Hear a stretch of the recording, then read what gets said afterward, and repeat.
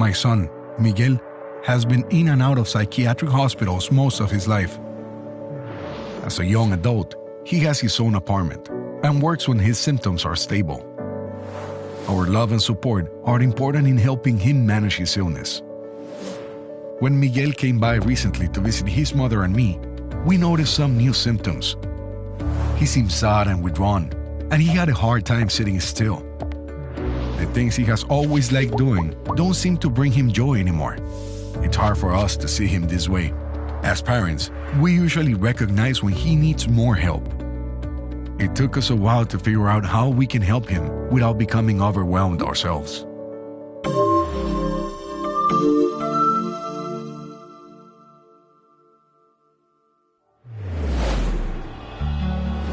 Sometimes caregivers may not know what to do if a loved one has been newly diagnosed with a mental health condition, or how to give ongoing support to a loved one who has had the condition for some time.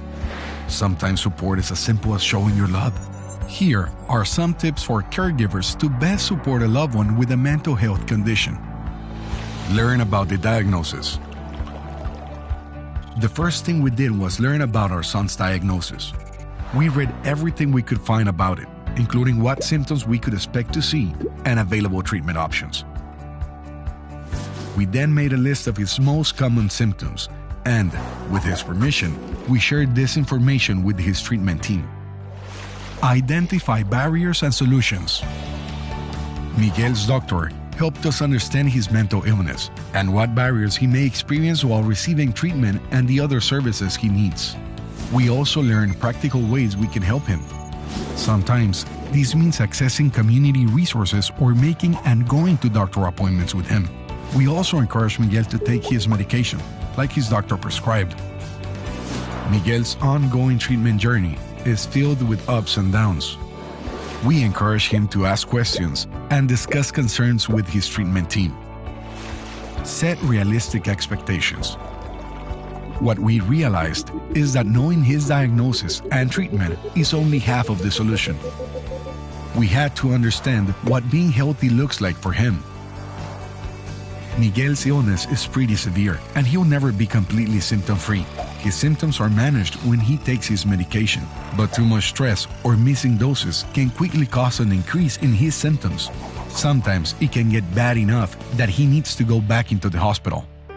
When Miguel is feeling well, he likes to work as a delivery person. He says it gives him a chance to talk to people he will never get to meet otherwise. This helps him lead an independent life and connect with people around him when he needs it. Take care of yourself.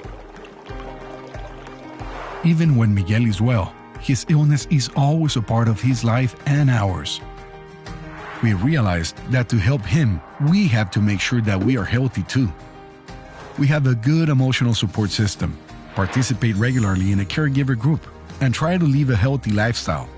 We eat well and exercise as directed by our physician. When we take care of ourselves, we are better able to support Miguel. Stay connected and involved. The most important thing that we learned is that we have to remain connected with Miguel's treatment team. He has given his team permission to speak with us, so we know what medications he should be taking and how much. We know when Miguel's appointments are and often take him or accompany him to his sessions.